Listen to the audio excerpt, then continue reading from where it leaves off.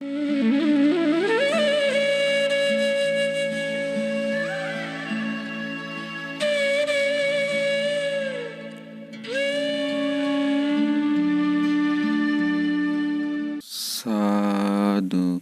සාදු සාදු නමස්කාර වේවා බුදුරුවනට සැමදා බුදු හිමි සරණ යමි නමස්කාර වේවා දම්රුවනට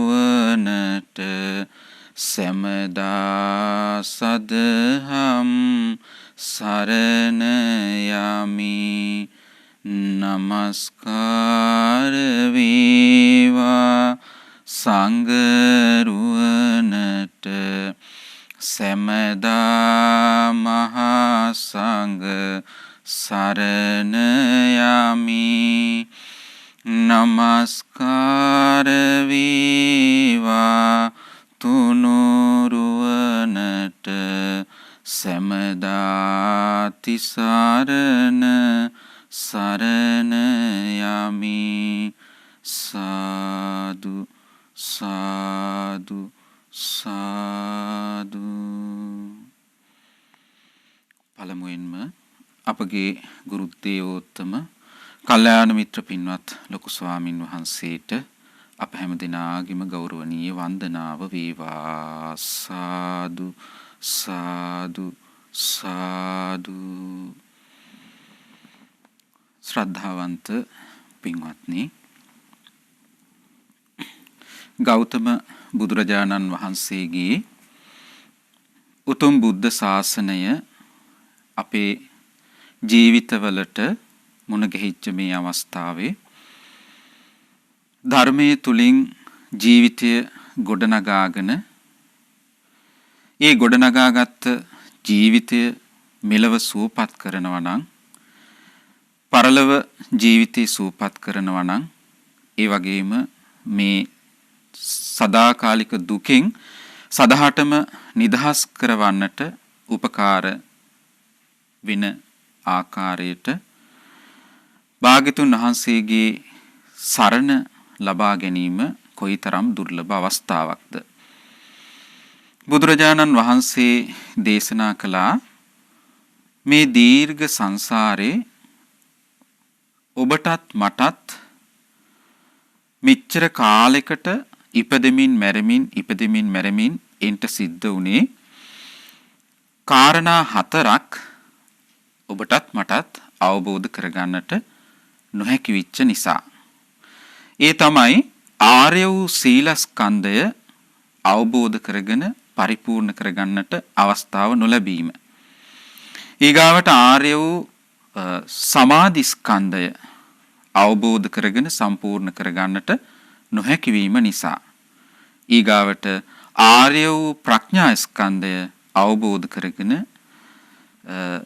පරිපූර්ණ වශයෙන් සාක්ෂාත් කරගන්නට නොහැකි වීම නිසා. ඒ වගේමයි ආර්ය වූ විමුක්ති ස්කන්ධය පරිපූර්ණ කරගෙන අවබෝධ කරගන්නට අවස්ථාව නොලැබිච්ච නිසා ඔබටත් මටත් මහණෙනි මේ දීර්ඝ සසරේ මේ තාක්කල් සැරිසරා යන්නට සිදු වුණා කියලා බුදුරජාණන් වහන්සේ රහතන් වහන්සේලා අරමුණු කරගෙන ඒ දේශනාව කළේ. උන්වහන්සේ දේශනා කළා නමුත් මහණෙනි දැන් ඔබත් මමත් මේ සීලස්කන්ධය, සමාධිස්කන්ධය, ප්‍රඥාස්කන්ධය, විමුක්තිස්කන්ධය සම්පූර්ණ කරගෙන මේ සසර දුකෙන් නිදහස් වුණා. දුකට නොවැටෙන ස්වභාවයෙන් නිදහස් වුණා.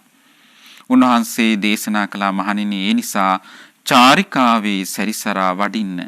චරත භික්කවේ චාරිකං බහුජන හිතාය. බොහෝ ජනයාට හිත පිණිස, බහුජන සුඛාය බොහෝ ජනයාට සැපය පිණිස, අත්තානු හිතාය සුඛාය දේව මනුස්සාන මේ දෙව් මිනිස්සුන්ට අර්ථය පිණිස, සැපය පිණිස, හිතසුව පිණිස චාරිකාවේ සැරිසරා වඩින්න කියලා භාග්‍යතුන් වහන්සේ රහතන් වහන්සේලාට දේශනා කළා. එතකොට රහතන් වහන්සේලා ඒ බුදුරජාණන් වහන්සේගේ උපදේශය මුළු හදවතින්ම පිළි අරගෙන උන්වහන්සේලා චාරිකාවේ වඩිමින් සත්වයාට සසර දුකෙන් නිදහස් වෙන්න විශේෂයෙන්ම දෙව් මිනිසුන්ට මේ ධර්මයේ දේශනා කළා. ඉතින් හේතුඵල ධම අවබෝධ කරන දේ ලේසි දෙයක් නෙවෙයි.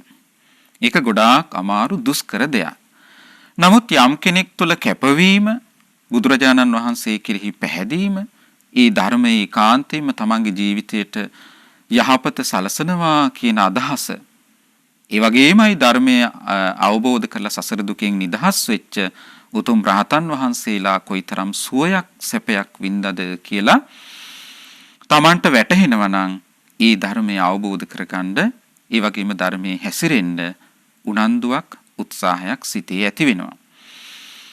පින්වත්නි, මේ සසර පුරාවටම මේ සත්වයා සැරිසරා යන්නේ තමන්ගේම වැරැද්ද නිසා. ඒ වැරැද්ද තමයි තමන් තුළ උපදින අකුසල් තමන්ව දුකට ඇදලා දානවා. හැබැයි ලෝකේ කවුරුත් ඒක දන්නේ නැහැ. බුදුරජාණන් වහන්සේ ඉස්මතු කරලා පෙන්නලා දෙනකම්. උන්වහන්සේ මේ හේතු සහිතව සකස් වෙච්ච ජීවිතේ ඒ හේතුන්ට අනුවම ඉදිරියටත් අරගෙන ගියොත් ඔහු මහා දුකකට වැටෙනවා. ඒක නිසා බුදුරජාණන් වහන්සේ එකින් එක මේ ජීවිතයේ තුල තියෙන මේ දුක්සහගත ස්වභාවය, තමා විසින්ම දුක උපදව ගන්න ආකාරය පෙන්නලා දෙනවා. උන්වහන්සේගේ මේ ධර්මය හේතුඵල දහමක් ලෙස භාග්‍යතුන් වහන්සේ හේතුවක් දේශනා කරනවා, ඵලයක් දේශනා කරනවා. ඒක තමයි පින්වත්නි මේ බුදුරජාණන් වහන්සේගේ ධර්මයේ තුල තියෙන විස්මිත දේ. ඒක නිසා කිසි කෙනෙක්ට කරුණු සහිතව චෝදනා කරන්න බෑ බුදුරජාණන් වහන්සේගේ ධර්මයේ යම් කෙනෙක් අනුගමනය කරලා ඔහුට දුකෙන් නිදහස් වෙන්න බෑ කියලා. ඒකට හේතුව එය හේතුඵල ධම සාක්ෂාත් කරන ධර්මයක්. හේතු හට ගන්නකොට ඵලය හට ගන්නවා. ඒ ඵලය නැති වෙන්නේ හේතු නැති වෙනකොට. උන්වහන්සේ බොහෝම පැහැදිලිව අපිට දේශනා කළා තියෙනවා. යම් කෙනෙක් මේ ජීවිතේ වේවා යම් දුකක් විඳිනවා නම් ඊගාවට ඊළඟ ජීවිතේ දුක කරා අරගෙන යනවා නම් ඔහුට මේ සසර දීර්ඝ වෙනවා නම් ඒ තමන්ගේම දෝෂයක් නිසා සිද්ධ වෙච්ච දෙයක්. හේතුඵල ධම අවබෝධ වෙච්ච ශ්‍රාවකයා මේ ජීවිතේ කොයිතරම් සැනසීමක් අත්විඳිනවද? සෝතාපන්න වෙච්ච කෙනෙක් බුදුරජාණන් වහන්සේගේ ධර්මය අවබෝධ කරලා තමන්ටම තේරෙනවා ආත්ම භාව 7ක් ඇතුළත මේ දුක අවසන් කියලා.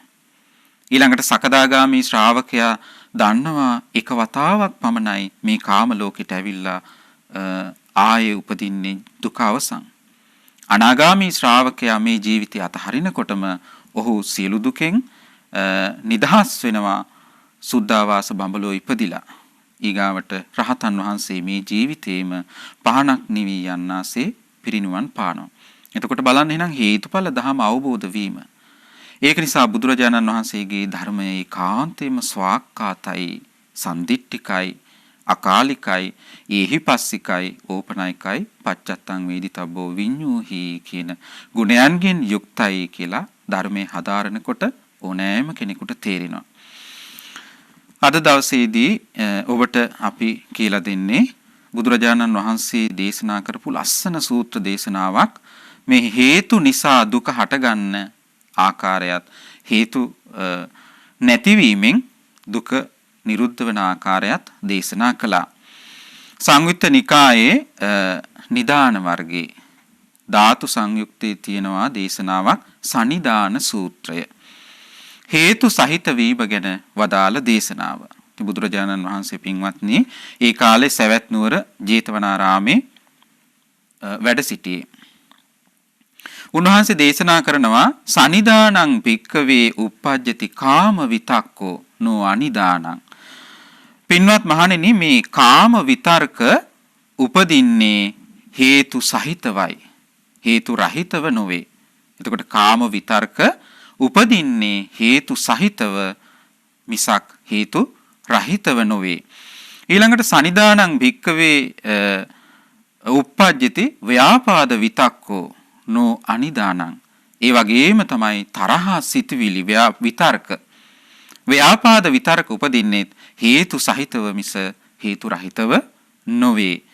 බුදුරජාණන් වහන්සේ දේශනා කරනවා සනිදානං uppajjati විහිංසා විතක්කෝ නෝ අනිදානං. මහණෙනි මේ විහිංසා විතර්ක හිංසාකාරී විතර්ක උපදින්නේ හේතු සහිතව මිස හේතු රහිතව නොවේ. එතකොට දැන් මෙතන බුදුරජාණන් වහන්සේ පින්වත්නි මේ විතර්ක තුනක් පෙන්නනවා. ඒ තමයි කාම විතර්ක, ව්‍යාපාද විතර්ක, විහිංසා විතර්ක. එතකොට කාම විතර්ක කාමයන්ට අදාළව හිත තුල හටගන්නේ. ව්‍යාපාද විතර්ක පටිඝ නිමිත්ත මූලික කරගෙන තරහ සිතුවිලි හේතු කරගෙන විතර්ක හට ගැනීම. ඊළඟට විහිංසා විතර්ක කියන්නේ හිංසාකාරී සිතුවිලි. මේ සිතුවිලි තුනම මේ විතර්ක තුනම උපදින්නේ හේතු සහිතවයි හේතු රහිතව නොවේ කියලා බුදුරජාණන් වහන්සේ දේශනා කළා. බුදුරජාණන් වහන්සේ දේශනා කරනවා පින්වත් මහණෙනි මේ හේතු රහිතව නූපදින්නා වූ කාම විතර්කය හේතු සහිතව උපදින්නේ කොහොමද? ඒ වගේම හේතු රහිතව නූපදින්නා වූ ව්‍යාපාද විතර්කය හේතු සහිතව උපදින්නේ කොහොමද? ඊළඟට හේතු රහිතව නූපදින්නා වූ විහිංසා විතර්කය හේතු සහිතව උපදින්නේ කොහොමද කියලා බුදුරජාණන් වහන්සේම ප්‍රශ්නය අහනවා. ඇයි දැන් බුදුරජාණන් වහන්සේ මේ විදිහට අසවදාරන්නේ? මේ විෂය බුදුරජාණන් වහන්සේ විතරයි පරිපූර්ණයෙන් අවබෝධ කළේ.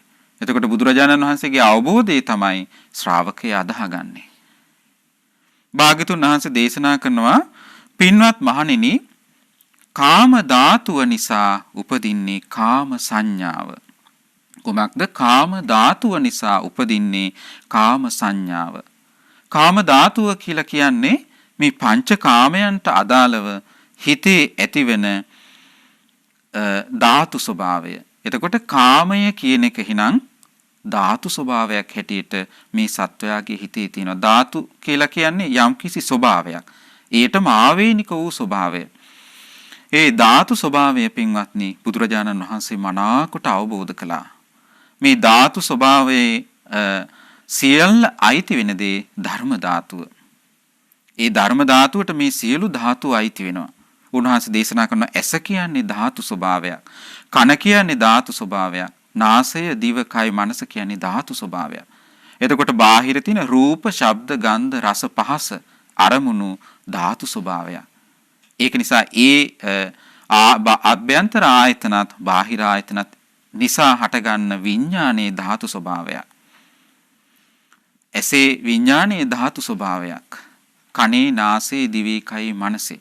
එතකොට ඒකටම අයිති ස්වභාවයක්. දැන් ඇස නම් වූ ධාතු ස්වභාවයට මූලික වෙන්නේ බාහිර තියෙන රූප නම් වූ ධාතු ස්වභාවය. එතකොට ශබ්ද ඒකට අරමුණු වෙන්නේ නැහැ. එහෙනම් ඇස ගැළපී යන්නේ රූපයට. අන්නේ බුදුරජාණන් වහන්සේ මනාකොට අවබෝධ කළා. එතකොට මේ ධාතු නානත්වය නිසා උන්වහන්සේ දේශනා කළා ස්පර්ශ නානත්වය හට ගන්නවා. ඇස නම් වූ ධාතු ස්වභාවයත් රූප නම් වූ ධාතු ස්වභාවයත් නිසා ඇසේ විඥානයේ නම් වූ ධාතු ස්වභාවය හට ගන්නවා. මේ තුන නිසා ස්පර්ශය හට ගන්නවා. එතකොට ඒ ස්පර්ශය නිසා ධාතු ස්වභාවය හටගන්නේ නැහැ. ධාතු ස්වභාවය නිසා තමයි ස්පර්ශයේ වෙනස් වීම හටගන්නේ කියලා බුදුරජාණන් වහන්සේ දේශනා කළා. එතකොට උන්වහන්සේට පරිපූර්ණ වශයෙන් පින්වත්නි මේ ගැළපී යන ස්වභාවය මේ යම් දෙයක තියෙන සැබෑ ස්වභාවය අවබෝධ කළා ධර්ම ධාතුව නිසා. උන්වහන්සේ දේශනා කළා මහණෙනි මට මේ ධර්ම ධාතුව පෙර නොවූ විරු ආකාරයට අවබෝධ වුණා කියලා. එහෙනම් මේ පුද්ගලයා කාමයන් විඳින්නේ කුමක් නිසාද? කාමේ නම් වූ ධාතු ස්වභාවය නිසා. කාමේ නම් වූ ධාතු ස්වභාවයේ තියෙන නිසා තමයි මේ සසර පුරාවට මේ සත්වයා ඉපදෙමින් මැරෙමින් යන්නේ. ඒ සාමාන්‍ය ලෝකේ කෙනා ඒක ධාතු ස්වභාවයට අයිති දෙයක් කියලා දන්නේ නැහැ. එහෙනම් ධාතු ස්වභාවයට යම් දෙයක් අයිති නම් එය අවබෝධ කරන්න පුළුවන් හැකියාව තියෙනවා. භාග්‍යවතුන් වහන්සේ දේශනා කරනවා කාම ධාතුව නිසා උපදින්නේ කාම සංඥාව. කාම ධාතුව නිසා උපදින්නේ කාම සංඥාව. එතකොට කාම ධාතුව යම් සෑම සත්වයක් තුළම තියෙනවා නම් ඒ කාම ධාතුව මූලික කරගෙන ඊගාවට ඒ කිනාගේ කාම සංඥාව හට ගන්නවා. කාම සංඥාව නිසා උපදින්නේ කාම සංකල්ප. කාම සංකල්ප කියලා කියන්නේ මේ ඇසට පෙනෙන රූප, කනට ඇසෙන ශබ්ද, නාසයට දැනෙන ගඳ සුවඳ, දිවට දැනෙන රස, කයට දැනෙන පහස මෙන්න මේ හේතු කරගෙන සිතවිලි ඇති වෙනවා. කාම සංකල්ප. එතකොට මේ කාම සංකල්ප හටගන්නේ කුමක් නිදාද? කාම සංඥාව නිසා. කාම සංඥාව නිසා කාම සංඥාව හටගන්නේ කාම ධාතුව නිසා. එතකොට මේක හේතුඵල ධමයට අනුව මේ සත්වයාගේ ජීවිත තුල ක්‍රියාත්මක වෙන දෙයක්. ඊළඟට බුදුරජාණන් වහන්සේ දේශනා කරනවා මේ කාම සංකල්පය නිසා පින්වත්නි කාම ඡන්දය උපදිනවා. කාම සංකල්ප නිසා කාම ඡන්දේ කාමයට තියෙන කැමැත්ත. දැන් කාම ඡන්දේ යන්න බලන්න ඊට පස්සේ නීවරණයක් බවට පත් වෙනවා. එතකොට මේ ඇසට පෙනෙන රූප, කනට ඇසෙන ශබ්ද, නාසයට දැනෙන ගඳ සුවඳ, දිවට දැනෙන රස, කයට දැනෙන පහස හේතු කරගෙන ඔහුගේ සිත තුළ කාමච්ඡන්දේ හට ගන්නවා. කාමයන්ට කැමැත්ත ඇති වෙනවා. ඒ කාමච්ඡන්දය නිසා උපදින්නේ කාම දැවිල්ල කියනවා බුදුරජාණන් වහන්සේ. කාම දැවිල්ල කියලා කියන්නේ කාමයේ නැති බැරි ස්වභාවයටපත් වෙනවා.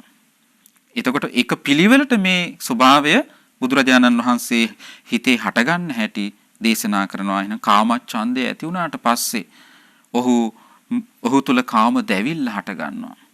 ඒ කාම දැවිල්ල හේතු කරගෙන කාම සෙවිල්ල හට ගන්නවා. කාමයන් සොයනවා කාම පරිේෂණා කියලා බුදුරජාණන් වහන්සේ දේශනා කළේ. දැන් බලන්න එතකොට ලෝකේ තියෙන හැමතැනම මේ කාමයන් හොයන එකක්. කාමයන් කියලා බුදුරජාණන් වහන්සේ දේශනා කළා මහණෙනි මේ ලෝකේ සැබෑවටම කාමයන් කියලා දෙයක් නැහැ. නේතේ කාමායානි චිත්‍රානි ලෝකේ. මේ ලෝකේ විචිත්‍ර වූ ලස්සන දේවල් තියෙනවා. හැබැයි එය කාමේ නෙවෙයි. සංකප්ප රාගෝ පුරිසස්ස කාමෝ. අන්න මේ ලෝකේ තියෙනවා කාම අරමුණු. කාම අරමුණු බුදුරජාණන් වහන්සේ දේශනා ඉට්ඨා ඊ타ම ප්‍රියමනා ලස්සන ඉට්ඨා කාන්තා කාන්ත මනාපා කැමැත්ත ඇතිවෙන පිය රූපා ප්‍රිය ස්වභාවය උපද්දවලා දෙන කාමූප සංහිතා කාම ආස්වාදය ඇති කරලා දෙන රජනීය කෙලෙස් කහට ඇති කරලා දෙන රූප ශබ්ද ගන්ධ රස පහස මෙන්න මේවා ලෝකී කාමයන් නෙවෙයි කාම අරමුණු. අන්නේ කාම අරමුණු වලට සත්වයාගේ සිතේ තියෙනවා ආස්වාදයෙන් ඇලී යාම. එයයි කාමය බවට පත් වෙන්නේ සංකල්පීය වශයෙන් බැඳෙනවා. සංකප්ප රාගෝ පුරිසස්ස කාමෝ. එතකොට එක්කෙනෙක් ප්‍රිය කරන රූපයක් තව කෙනෙක්ට ප්‍රිය වෙන්න අප්‍රිය වෙන්න පුළුවන්. තව කෙනෙක් අහන්න ආස ශබ්දයක් අනිත් කෙනා අහන්න ආස නැති වෙන්න පුළුවන්. එහෙනම් සංකල්පීය වශයෙන් ඔය බැඳුනේ. දැන් අපි ගත්තොත් නොයේකුත් සුවඳ වර්ග තියෙනවා. එතකොට මේ සුවඳ වර්ග දැන් සුවඳ විලවුන් හොයන්න යනකොට ඒ කඩේ ඉන්න කෙනා වෙළඳසැලේ ඉන්න කෙනා එක එකනාට ඒ එක එක සුවඳ ආග්‍රහණය කරන්න අවස්ථාව සලසනවා. එතකොට එක එකනා ප්‍රිය කරන දේ තමයි තමන් මිලට ගන්නෙ. ඒ ඇයි ඒ කාමය එතකොට සංකල්පීය වශයෙන් බැඳෙන ආකාරය එක එකනාට වෙන. එතකොට කෙනෙක් මේක තමයි ලෝකේ තියෙන හොඳම සුවඳ කියලා ඒකට ආස්වාදයෙන් එළී යන්න පුළුවන්. තව කෙනෙක්ට ඒක අප්‍රිය වෙන්න පුළුවන්. ඒක නිසා සංකල්පීය වශයෙන් බැඳීම කාමය කියලා බුදුරජාණන් වහන්සේ දේශනා කළේ. එතකොට ඔන්න කාම දැවිල්ල නිසා උපදින්නේ කාමයන් සෙවිල්ල. ලෝකේ පුරාවට එතකොට කාමයන් සෙවිල්ල තියෙන්නේ. දැන් කල්පනා කළ රස්සාවක් කරන්නේ ඇයි? කාම ආස්වාදය සම්පූර්ණ කරගන්න. එහෙම නැත්නම් ඔහුට මිල මුදල් උපයා ගන්න ක්‍රමයක් ලැබෙන්නේ නැහැ. කාම සෙවිල්ල සොයමින් සිටින අශෘතවත් පු탁ජනයා කරුණු තුනකින් වරදී බැඳිනවා. කරුණු කීයකින්ද? කාරණා තුනකින් මේ කාමයන් සොයන අශෘතවත් පු탁ජනයා වරදී බැඳිනවා. ඒතර අශෘතවත් පු탁ජනයා කියලා කියන්නේ මේ සියල්ල කිසි දෙයක් දන්නේ නැහැ ඔහු. දැන් බලන්න බුදුරජාණන් වහන්සේ දේශනා කරනවා කාම ධාතුව නිසා උපදින්නේ කාම සංඥාව. කාම ධාතුව නිසා කාම සංඥාව උපදිනවා. කාම සංඥාව නිසා උපදින්නේ කාම සංකල්ප. ඒ සංකල්ප හටගත්තට පස්සේ තමයි නොයෙකුත් ආකාරයට හිත තුළ එක එක කැරකි අදහස් එන්නේ.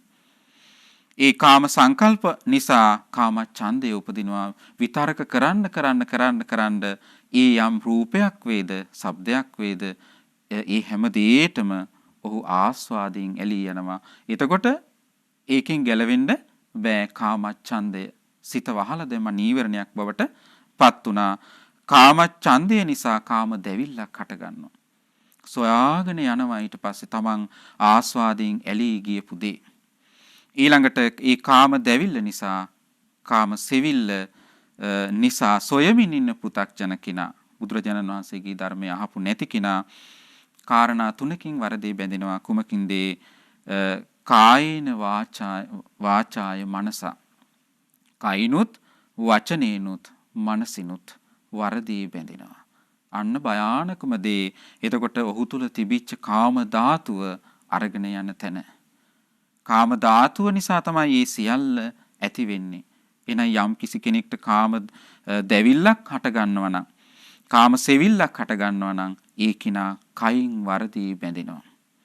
වචනයෙන් වරදී බැඳෙනවා, මනසින් වරදී බැඳෙනවා. එතකොට මේ වරදී බැඳෙනවා කියලා කියන්නේ දුෂ්චරිතය කරනවා. අපි හිතමු කෙනෙක් ප්‍රියමනාප රූපයක් පස්සේ යනවා. කාම ධාතුව හේතු කරගෙන කාම සංඥාව හටගත්තා. ඉස්සර වෙලාම දැන් බලන්න මේ දේ සිද්ධ වෙන්නේ රූපය මූලික කරගෙන ඇස තුල. ඇසට රූපයක් දැක්ක ගමන් ඇසේ විඥානය හටගත්තා. ඒ තුන එකතු වුණා ස්පර්ශය. ස්පර්ශය නිසා ඊට පස්සේ විඳිනවා. කාම ආස්වාදයට අනුවයි ඒ ආසා කරපු රූපය විඳින්නේ. එතන ඉඳලා ඔහු තුල කාම සංකල්ප ඇති වෙනවා. ඒ රූපය කෙරෙහි නොයේකුත් සංකල්පයේ හැඟීම් හිත තුල හට ගන්නවා. කාම සංකල්ප නිසා කාම ඡන්දය ඇති වෙනවා. එතනින් එහාට ඔහුට ගැලවෙන්න විදිහක් නැහැ. ඇයි මේක හටගත් ආකාරය මනාකොට දන්නේ නැති නිසා. කාම ඡන්දය නිසා කාම දැවිල්ල හට ගන්නවා. කාම දැවිල්ල නිසා කාමයන් සොයනවා. කාම සෙවිල්ල සොයමින් සිටින කෙනාට තමයි කයින් දුසිරිත් සිද්ධ වෙන්නේ, වචනින් දුසිරිත් සිද්ධ වෙන්නේ, මනසින් දුසිරිත් සිද්ධ වෙන්නේ. ඔහු සතුන් මරනවා, සොරකම් කරනවා, වැරදි කාම සේවනයේ යෙදෙනවා. එහෙනම් බලන්න ඒක වරදී බැඳෙනවා. ඔහුට බොහෝ දුක් විපාක උදා කරලා දෙනවා. ඊගාව ජීවිතේ දුක පිනිස අරගෙන යනවා. ඊගාවට වචනයෙන් බොරු කියනවා, කේලාම් කියනවා, පරුස වචන කියනවා, හිස් වචන කතා කරනවා, වචනයෙන් වරදී බැඳෙනවා. මේ ඔක්කොටම එතකොට කාම ධාතුව මූලික වෙලා ඔහු අනුන්ගේ දීට ආස කරනවා. ආස කරන සිටිවිලි ඇති කර ව්‍යාපාද සිටිවිලි ඇති කරගෙන මිත්‍යා දෘෂ්ටියෙන් බැඳෙනවා. මිත්‍යා දෘෂ්ටියෙන් බැඳිච්ච කෙනාට කරන්න බැරි වැරද්දක් නෑ. මූලික උනේ කාම ධාතුව.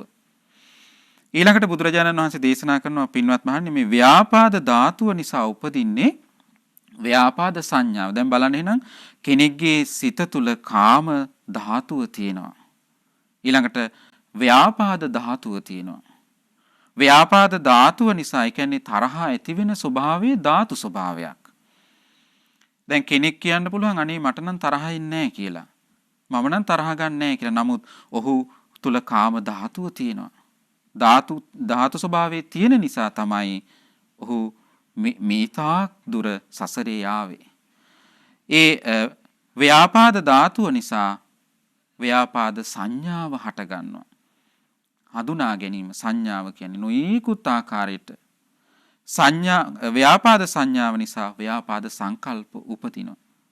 දැන් බලන්න එතකොට මේ බුදුරජාණන් වහන්සේ දේශනා කළා කාම සංකල්ප, ඊළඟට ව්‍යාපාද සංකල්ප, විහිංසා සංකල්ප. මේ සංකල්ප බුදුරජාණන් වහන්සේ දේශනා කළා අචක්කු කරන, එයාගේ නුවණැස වහලා දානවා, අන්ධ කරන, අන්ධභාවයට පත් කරනවා, දුකට මැදලා දානවා කියලා බුදුරජාණන් වහන්සේ දේශනා කළා. ඒක නිසා තරහ ඇති වෙන ස්වභාවය ඇති වෙන්නේ ධාතු ස්වභාවයක් නිසා. ඒ ව්‍යාපාද ධාතුව නිසා ව්‍යාපාද සංඥාව හට ගන්නවා. ව්‍යාපාද සංඥාව නිසා උපදින්නේ ව්‍යාපාද සංකල්ප. ව්‍යාපාද සංකල්ප නිසා ව්‍යාපාදයන් තරහ ඇති වෙන දෙයට කැමැත්ත ඇති වෙනවා. ව්‍යාපාද ඡන්දය බුදුරජාණන් වහන්සේ දේශනා කරනවා. ඊගාවට මේ ව්‍යාපාද ඡන්දය නිසා උපදිනවා ව්‍යාපාද දැවිල්ල. ගොඩාක් යාට මේ තරහ නිසා දැවිල්ලක් හට ගන්නවා. අයියෝ කොයි වෙලේද මම මේකෙන් වරදි බැඳෙන්නේ කියන සිතවිල්ල ඔහු තුල ඇති වෙනවා දැවිල්ලක් ඒක. ව්‍යාපාද දැවිල්ල නිසා ව්‍යාපාද සෙවිල්ල හට ගන්නවා. ව්‍යාපාද සෙවිල්ල සොයමින් සිටින අසෘතවත් පු탁ජන කිනා කරුණු තුනකින් වරදේ බැඳෙනවා. ඒ තමයි කයිනුත්, වචනේනුත්, මනසිනුත්. එතකොට බලන්න දැන් මේ තරහක් යන ස්වභාවයේ ධාතු ස්වභාවයක් හැටියට මේ පුද්ගලයාගේ සිත තුළ ක්‍රියාත්මක වෙනවා. ඒ ධාතු ස්වභාවය නිසා තමයි ඔහුට සංඥාව හටගන්නේ. දැන් එතකොට බුදුරජාණන් වහන්සේ මේව පැහැදිලිව විස්තර කර වෙන් කර පෙන්නනවා. කාම ධාතුව නිසා කවදාකවත් ව්‍යාපාද සංඥා හටගන්නේ නැහැ. කාම සංඥා හටගන්නේ. එතකොට ව්‍යාපාද ධාතුව නිසා තමයි ව්‍යාපාද සංඥාව හටගන්නේ. තමන්ගේම වැරද්ද නිසා ඒක සසරේ දුරු නොකරගත්ත නිසා තමන් දුකට වැටෙන හැටි. එතකොට ව්‍යාපාද සංඥාව නිසා ව්‍යාපාද සංකල්ප නොයෙකුත් ආකාරයට ඔහු තරහ ඇති වෙන සිටිවිලි හිත ඉන්නවා. සිටිවිලි හිත ඉන්නවා. ඒ සංකල්ප නිසා ව්‍යාපාද ඡන්දය හට ගන්නවා. තරහට ඇති කැමැත්තක් ඇති වෙනවා. එහෙනම් බලන්න දැන් තරහ ඇති වෙන ස්වභාවය හිතේ ඔහුට කැමැත්තක් ඇති වෙනවා. ඒ හේතු කරගෙන ඒ කැමැත්ත නිසා තමයි ව්‍යාපාද දැවිල්ල හටගන්නේ. ව්‍යාපාද දැවිල්ල නිසා ව්‍යාපාද සෙවිල්ල. ඒ කියලා කියන්නේ ඒ තරහ කොහොම හරි පිට කරගන්න ක්‍රම සොයනවා. අපි හිතමු කෙනෙක් වචනයක් කියනවා. එතකොට ඔහු ඒට ගැටුණා. ඒ ගැටෙන ස්වභාවය ඇති වුණා තමන්ගේ තියෙන ව්‍යාපාද ධාතුව නිසා. ඊගාවට ව්‍යාපාද ධාතුව නිසා ව්‍යාපාද සංකල්පය ව්‍යාපාද සංඥාව හටගත්තා.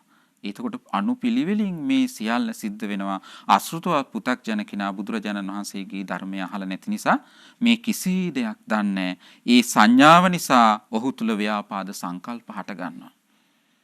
ඒක අයිති අකුසලයට බුදුරජාණන් වහන්සේ දේශනා කළ මිත්‍යා සංකල්ප තුනක් හැටියට කාම සංකල්ප, ව්‍යාපාද සංකල්ප, විහිංසා සංකල්ප. එතකොට ඒ තුන ජීවිතේ ක්‍රියාත්මක වෙන තාක් ඔහුට ධර්මය විවෘත වෙන්නේ නැහැ. දැන් අපි ගත්තොත් ඔබ අහලා ඇති බුදුරජාණන් වහන්සේගේ කාලේ පසේ නදී කොසල් රජතුමාට හිටියා පුතෙක් විදුඩබ. එතකොට මේ විදුඩබ කියලා කියන්නේ ශාක්‍ය රාජකුමාරිකාවක් හැටියට තමන්ගේ මාලිගාවට ගෙනාපු බිසව වාසබ කත්තිය. හැබැයි ඇය ශාක්‍ය වංශික මාලිගාවේ හිටියට ඒ මහානාම ශාක්‍යයා නිසා 16කගේ කුසෙන් ඉපදිච්ච කෙනෙක්. එතකොට මේ වාසබ කත්තිය ගොඩාක් ලස්සනයි. ඒක නිසා බුදුරජාණන් වහන්සේත් සමග ඥාති සම්බන්ධතා ඇති කර ගැනීමේ අදහසින් කොසල් රජතුමා තමන්ගේ මාලිගාවට මේ වාසබ කත්තිය බිසව හැටියට අරගෙන ගියා. එයා ලස්සන නිසා අග්‍රමහේසිකාව බවට පත් වුණා. ඉතින් කවදාකවත් ඇය ගියේ නෑ ශාක්‍ය වංශිකයින් මුණ ගැහෙන්න. මොකද 16කගේ දියණියක් නිසා. ටික කලකදී විදුඩබ කුමාරයා බිහි වුණා. මේ කුමාරයා පුංචි කාලේ ඉඳලා කියනවා අනේ තාත්තගේ පැත්තේ ඥාතීන් දන්නවා, අම්මගේ පැත්තේ ඥාතීන් බලන්න මට යන්න ඕනි කියලා. ඊට පස්සේ බැරිම තැන කිව්වා ඔයා එහෙනම් යන්න කියලා. ඒ වාසබ කත්තිය ගියේ නෑ. එතකොට මේ අවුරුදු 16ක් විතර වෙද්දි මෙයා තමන්ගේ රාජ සේවකයොත් එක්ක ගියා ශාක්‍ය වංශිකයින් මුණ ගැහෙන්න. පින්වත් ඒ වෙලාවේ ශාක්‍යයින් දැන් දන්නවා වාසබ කත්තියා කියලා කියන්නේ 16කගේ කුසෙන් ඉපදිච්ච කෙනෙක්. එතකොට එයාගේ පුතත් දාසි පරම්පරාවට අයිති. ඒක නිසා ශාක්‍යයෝ ටිකක් මාන්නේ නිසා පිළිගන්න ඉස්සරහට දැම්මේ පුංචි ශාක්‍ය කුමාරවරු. වැඩිහිටිය අය ගියේ නැහැ. ඉතින් ආසනයක් පනවලා දැන් කුමාරයෙක් නිසා රාජ භෝජන අනුභව කළා. සියලු දෙනා එකතු වෙලා. හැබැයි පින්වත්නි ඒ විදුඩබ කුමාරයා ආපහු මාලිගාවෙන් පිටත් වෙලා ගියාට පස්සේ ඒ ගෙදර හිටපුම දාසි විදුඩබ කුමාරයා වාඩි වෙලා හිටපු ආසනේ කිරි වතුරෙන් හොදනවා. කුමක්ද කී හොදන්නේ? මේ 16කගේ පුතා මේ ආසනේ ඉඳගත්තා අපේ වංශයට කිලුටක් ඒක ශාක්‍ය වංශයට කිය හෝදනවා කිරි වතුරෙන් මේ වාඩි වෙලා හිටපු ආසනේ. එතකොට ඒ වෙලාවේ තව සිද්ධියක් සිද්ධ වෙනවා. මේ විදුඩබ කුමාරයාගේ කඩුව අමතක වෙනවා මාලිගාවේ. සේවකයෙකුට කියනවා අතර මගදී මගේ කඩුව අමතකුණ අරන් එන්න කියලා. ඒ සේවකයා මාලිගාවට යනකොට අර දාසිය හෝදනවා කිරි වතුරෙන්. දාසිගේ පුතා ඉඳගත් ආසනය නිසා අපේ මේ ශාක්‍ය වංශයට කිලුටක් මේක කියලා. එතකොට මේක ඇහුණා අර කඩුව ගේන්න ආපු රාජපුරුෂයාට. ඔහු ඉක්මනින් ගිහිල්ලා කඩුවත් අරගෙන විදුඩබ කුමාරයාට මේ පණිවිඩය කියනවා. මට ජීවිත දාණය දෙන්න කියනවා. මට කියන්න කාරණයක් තියනවා කියනවා. කිව්වා මොකක්ද කියලා. ඊට පස්සේ කිව්වා ඔබ වහන්සේ රාජකුමාරයෙක් නෙවෙයි. දාසීකගේ කුසෙන් උපන්න දාසි පුත්‍රයෙක් කියලා අන්න ශාක්‍ය වංශිකයෝ ඔබ වහන්සේ වාඩි වෙච්ච ආසනේ කිරි වතුරෙන් හොදනවා කිව්වා. ඒ වෙලාවේ බලන්න මේ විදුඩබ කුමාරයාට පුදුමාකාර කේන්තියක් හටගත්තා. ඇයි අසෘතවත් පුතක්ජන ධර්මය අහලා නැහැ. ඊට පස්සේ සිතේ වෛර බැඳගත්තා. හොඳයි මම දාසීකගේ පුතෙක් නම් මං පෙන්නන්නම් මගේ ස්වභාවය කියලා හිතේ වෛර බැඳගත්තා. වෛර බැඳගෙන මාලිගාවට ගියා. සේනා සංවිධාන කරගෙන ශාක්‍ය වංශය විනාශ කරන්නට ගියා. ඉතින් ඔබ අහලා තියෙනවා බුදුරජාණන් වහන්සේ 3 වතාවක් මේ විදුඩබගේ මේ ගමන වැළැක්කුවා. දෙවතාවක්. නමුත් 3 වෙනි වතාවේ උන්වහන්සේ නිහඬ වුණා.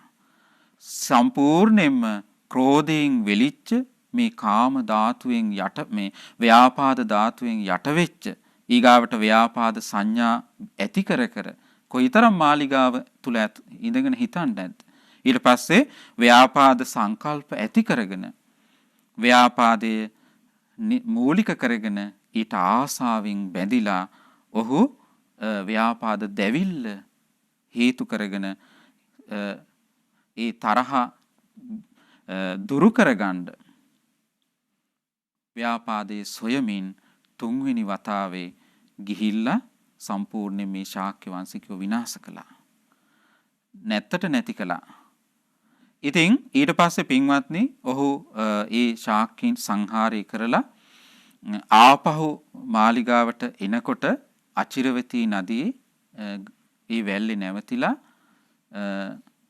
විවේක ගත්තා.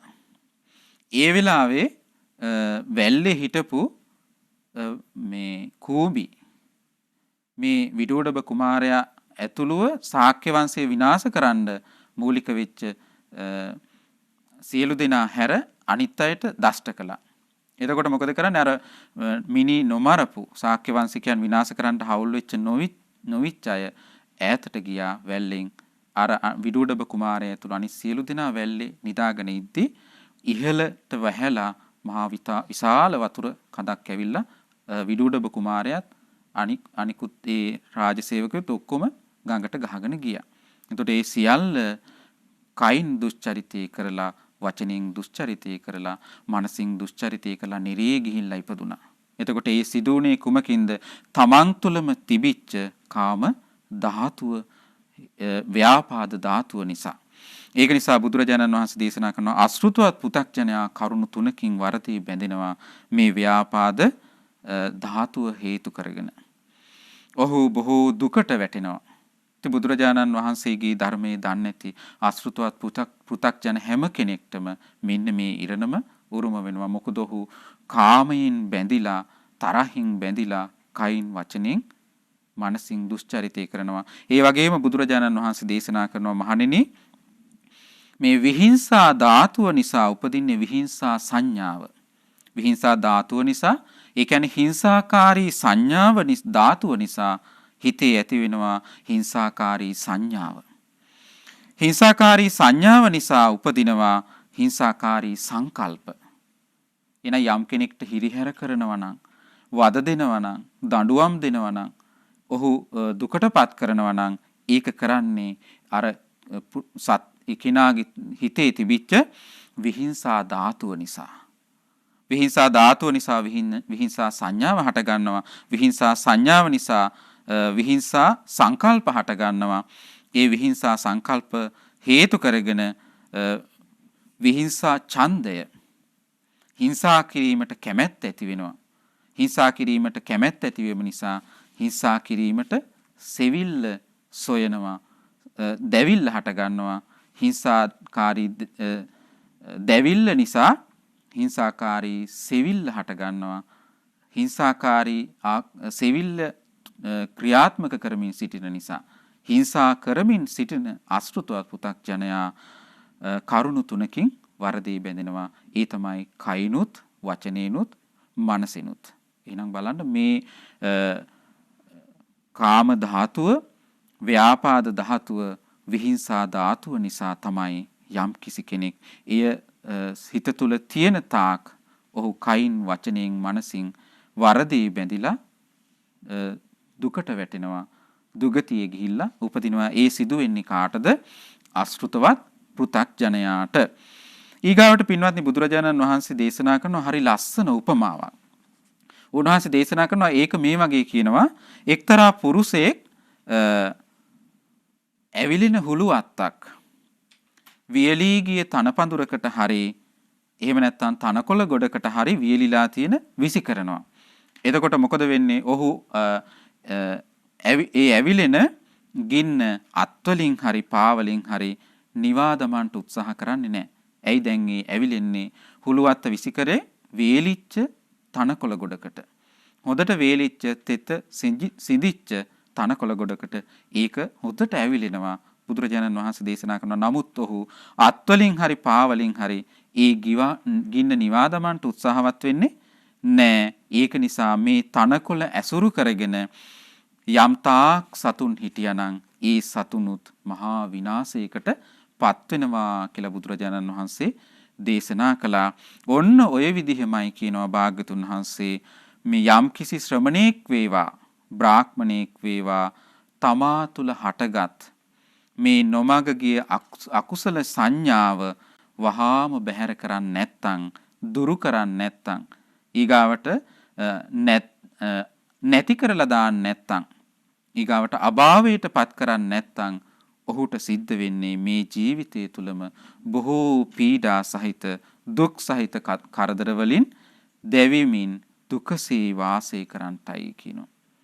ඒ වගේම ඒ විතරක් නෙවෙයි කය බිඳිලා මැරුණට පස්සේ අපායේ උපදින්නටත් ඔහුට සිද්ධ වෙනවා කියලා බුදුරජාණන් වහන්සේ දේශනා කළා. එහෙනම් බලන්න දැන් මේ කාම ධාතුව, ව්‍යාපාද ධාතුව, විහිංසා ධාතුව තියෙන නිසා තමයි යම් කිසි ශ්‍රමණේක් වේවා, බ්‍රාහ්මණේක් වේවා ඒ කෙනත් මේ අධර්මය දේශනා කරන්නේ.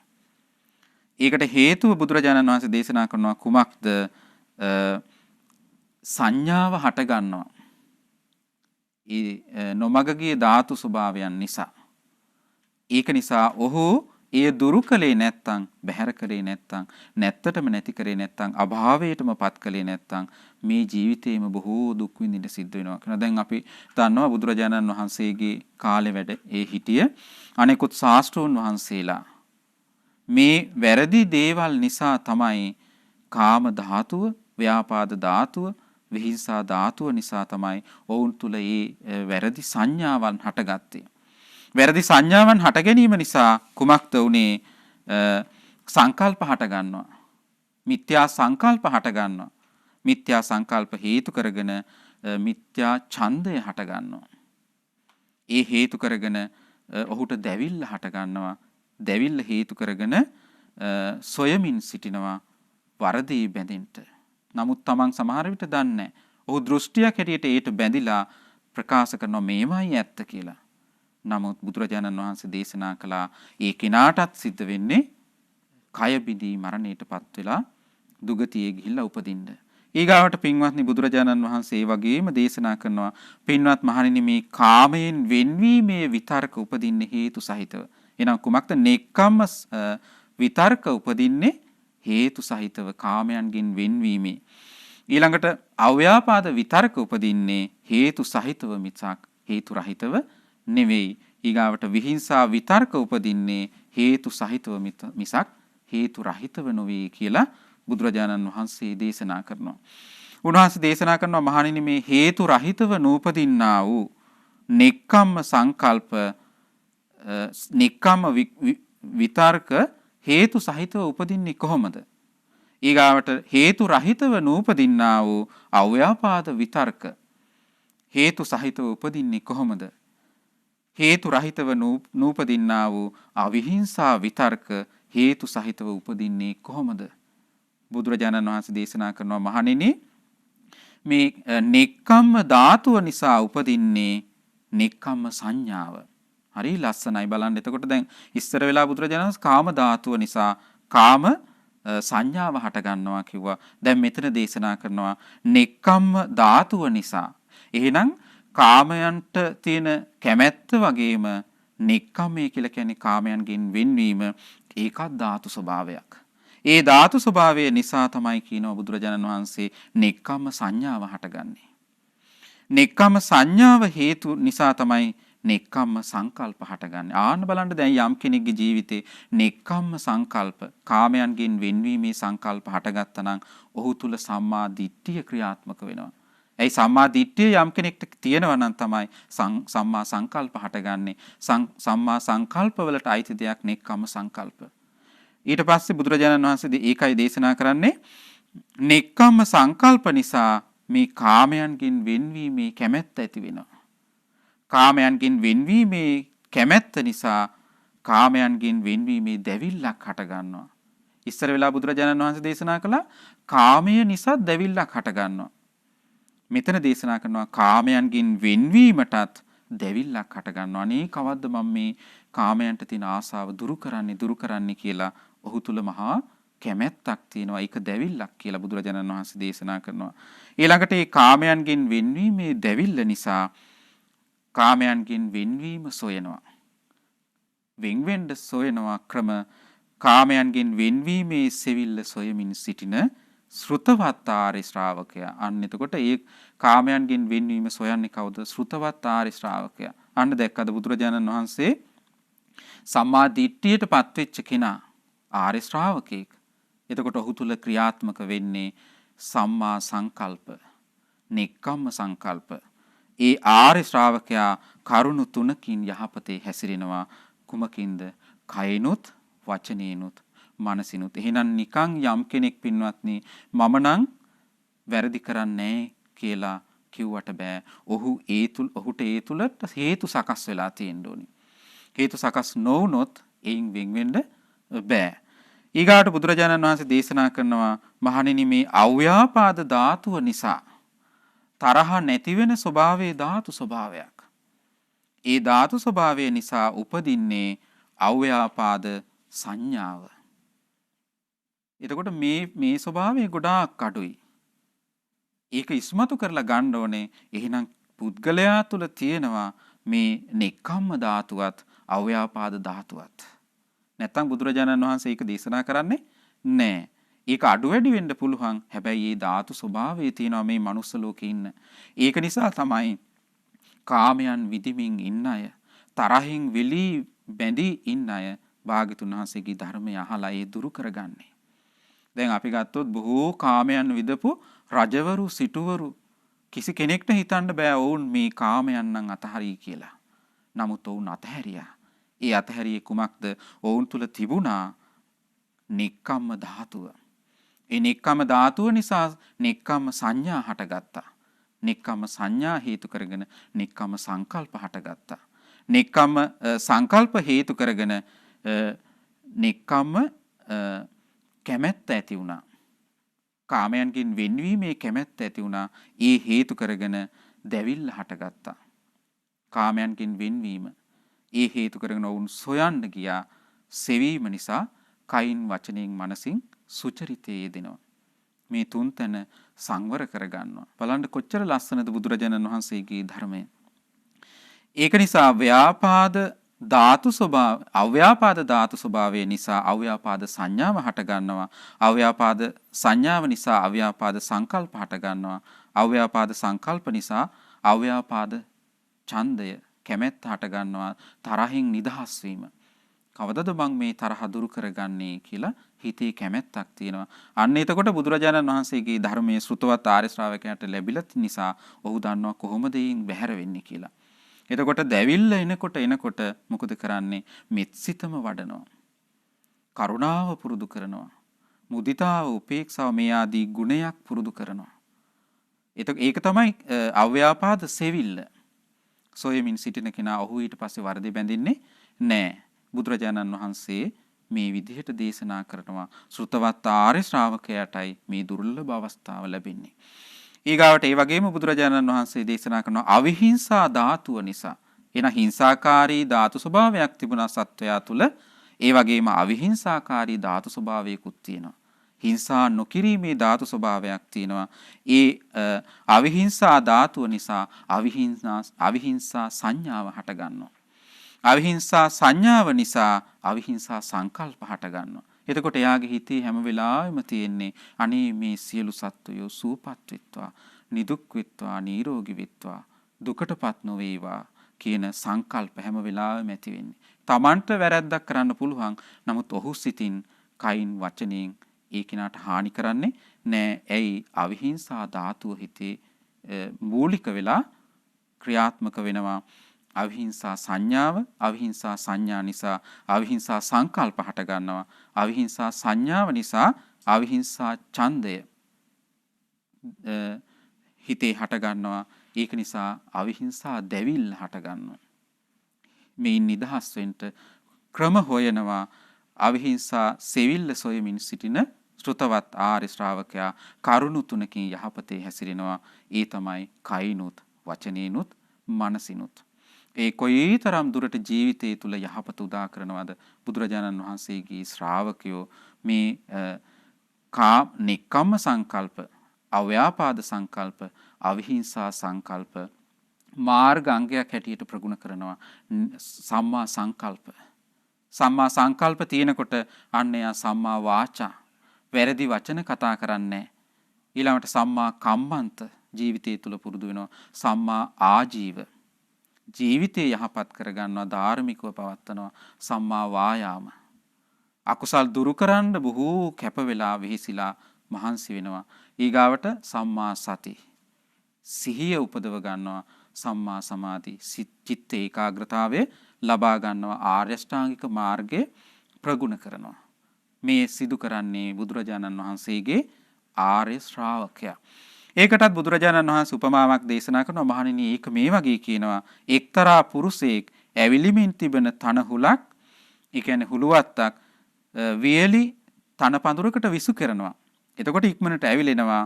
ඔහු මොකද කරන්නේ? නමුත් අත්වලින් පාවලින් ඉක්මනින් ගහලා ඒ ගින්න නිවා දමනවා.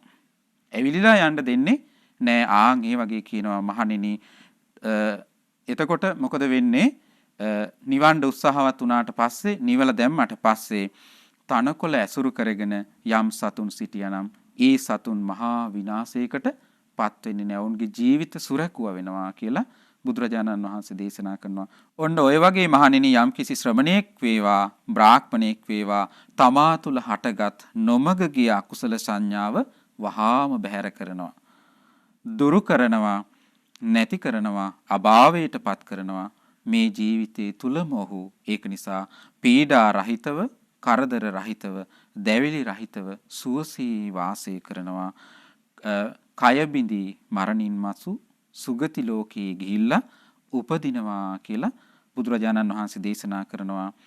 ඇත්තටම බුදුරජාණන් වහන්සේ මෙතන දේශනා කරන්නේ කය බිඳී මරණින් මතු සුගතියටත් ඔහු කැමති වෙන්න ඕන කියනවා.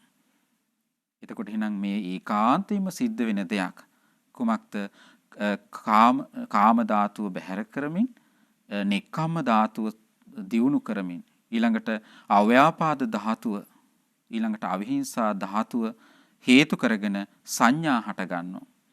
කුසලයට අනුව ඊගාවට සංකල්ප හට ගන්නවා. ඊළඟට කැමැත්ත ඇති වෙනවා. ඒ කැමැත්ත නිසා අයින් නිදහස් වෙන්න සොයනවා.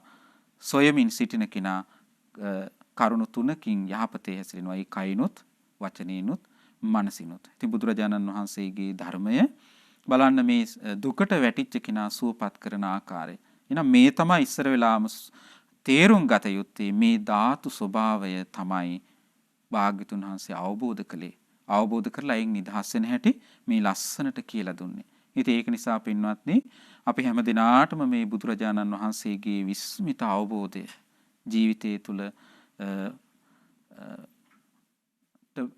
ගලප ගනිමින් අපටත් මේ කාම සංකල්ප, ව්‍යාපාද සංකල්ප, ඊළඟට විහිංසාකාරී සංකල්ප බැහැර කරමින් නෙක්ඛම්ම සංකල්ප, අව්‍යාපාද සංකල්ප, අවිහිංසා සංකල්පම ජීවිතය තුළ පුරුදු කර ගනිමින් ගෞතම බුදු සසුනේ උතුම් චතුරාර්ය සත්‍ය ධර්මය අවබෝධ කර ගැනීමට දුර්ලභ භාග්‍යෙම උදා වේවා. සාදු සාදු සාදු.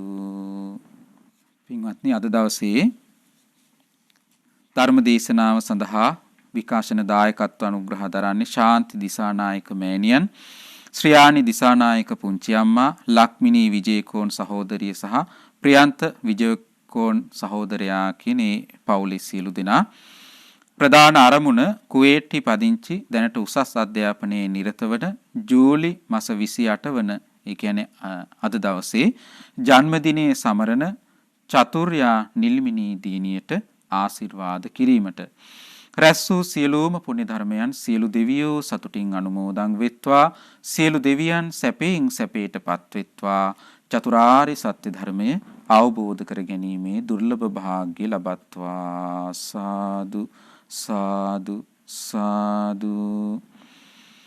ඒ වගේම රැස් කළ සියලුම පුණ්‍ය ධර්මයන් අපගේ ගුරු දේවෝත්තම පින්වත් ලොකු ස්වාමින් වහන්සේට අනුමෝදන් වෙත්වා.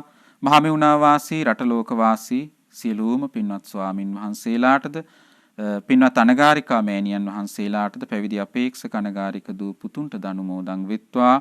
නිදුක් නිරෝගී සුවපත් භාවය, දීර්ඝායු සම්පත් ලබත්වා. ගෞතම බුද්ධ ශාසනය තුල උතුම් චතුරාර්ය සත්‍ය ධර්මය අවබෝධ කර ගැනීමේ දුර්ලභ භාග්‍ය ලබත්වා. සාදු සාදු සාදු. ඒ වගේම විශේෂයෙන් රැස් වූ සියලුම පුණ්‍ය ධර්මයන් කුවේට්ටි පදිංචි දැනට උසස් අධ්‍යාපනයේ නිරත වන ජූලි මාස 28, කියන්නේ අද දින උපන්දිනය යෙදිලා තියෙන චතුර්යා නිල්මිනී දිනියට මේ රැස් වූ සියලුම පුණ්‍ය ධර්මයන් අනුමෝදන් වෙත්වා. උතුම් තුනුරුවනේ අනන්ත ආශිර්වාදයෙන් රැස් කළ පිනේ අනුහසින් නිදුක් නිරෝගී සුවපත් භාවයේ දීර්ඝායු සම්පත් සැලසේවා. ඒ කරගෙන යන සියලුම උසස් අධ්‍යාපන කටයුතු සමෘද්ධිමත් වෙත්වා. බුදුරජාණන් වහන්සේගේ සැබෑම ශ්‍රාවක දිනියක් බවට පත්වන්නට ඒ පින්වත් දිනියට දුර්ලභ භාග්‍ය උදා වේවා. ඒ වගේම නමින් මියගේ සියලුම ඥාතීන්ට මේ පින් අනුමෝදන් කරමු. මේ පරලොවගිය වික්‍රමපාල හේරත් විජේකෝම් පියාණන්ට සහ වසරකට පෙර මිය පරලොවගිය සිරිල් බාප්පා ඇතුළු දායකත්වයේ දරූ සියලුම පින්වතුන් නමින් ඔබ අප සෑම සියලු දෙනා නමින් මිය පරලොව ගොස් පින් බලාපොරොත්තු වන සියලු ඥාතීන්ට අනුමෝදන් වෙත්වා. පරලොව ජීවිත මේ පුණ්‍යානුභාවයෙන් සුවපත් වෙත්වා, සැපවත් වෙත්වා, සංසාර දුකින් අත් මිදෙත්වා. ඒ වගේම දායකත්වයේ දරූ සියලුම පින්වතුන්ට මේ පින් අනුමෝදන් වෙත්වා. S.A. ස්වර්ණලතා මහත්මියට මේ සියලුම පින් අනුමෝදන් වෙත්වා. ඒ හැම දිනාට තුනුරුවනේ අනන්ත ආශිර්වාදයෙන් රැස් කළ පිනේ අනුහසින් නිදුක් නිරෝගී සුවපත් භාවය, දීර්ඝායු සම්පත් සැලසේවා. හැම දිනාගේම යහපත් සිතුම් පැතුම් සමෘද්ධිමත් වෙත්වා. ජීවිතයට තව තවත් උදාර පින් රැස් කරගෙන ගෞතම බුද්ධ ශාසනය තුල චතුරාර්ය සත්‍ය ධර්මයේ අවබෝධ කර ගැනීමේ දුර්ලභ භාග්‍ය උදා වේවා. ශ්‍රද්ධා මාසික ධර්ම දාන සමාජිකයන්ට මේ පින් අනුමෝදන් වෙත්වා. ශ්‍රද්ධා කාර්ය මණ්ඩලයේ සියලුම පින්වතුන්ට මේ පින් අනුමෝදන් වෙත්වා. ඒ වගේම ශ්‍රද්ධා රූප වාහිනිය ඔස්සේ ධර්මයේ ශ්‍රවණය කළ සුපින්වත් ඔබ හැම දිනාටමත් මේ පින් අනුමෝදන් වෙත්වා. ඔබ හැම දිනාටද තුනුරුවනේ අනන්ත ආශිර්වාදයෙන් මේ රැස් කළ පිනේ අනුහසින් නිදුක් නිරෝගී සුවපත් භාවය, දීර්ඝායු සම්පත් සැලසේවා. හැම දිනාටම ගෞතම බුද්ධ ශාසනය තුල උතුම් චතුරාර්ය සත්‍ය ධර්මය අවබෝධ කර ගැනීමේ දුර්ලභ භාග්‍ය උදා වේවා. සාදු සාදු සාදු. සියලු දිනාටම තෙරුවන් සරණයි. නමෝ බුද්ධාය.